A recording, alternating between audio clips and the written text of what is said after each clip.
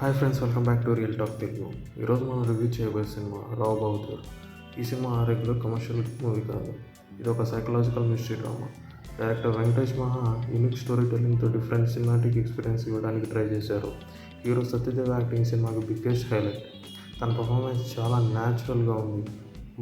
Emotional scenes, psychological conflict ఉన్న ఈ సీన్స్లో ఆడియన్స్ని బాగా కనెక్ట్ చేస్తుంది. స్టోరీ స్లోగా స్టార్ట్ అయినా మెల్లగా మిస్టరీ బిల్డ్ చేస్తూ సెకండ్ హాఫ్ ఇంట్రెస్టింగ్గా ఉంటుంది. క్లైమాక్స్లో మంచి ఇంపాక్ట్ క్రియేట్ చేయడానికి సినిమా ట్రై చేస్తుంది. టెక్నికల్ యాక్సెప్ట్స్ గురించి మాట్లాడితే సినిమాటోగ్రఫీ క్లాసీగా ఉంది, బ్యాక్గ్రౌండ్ మ్యూజిక్ కూడా చాలా బాగుంది. ప్రొడక్షన్ వాల్యూస్ కూడా రిచ్గా కనిపిస్తున్నాయి. అయితే ఈ సినిమా అందరికీ నచ్చకపోవచ్చు.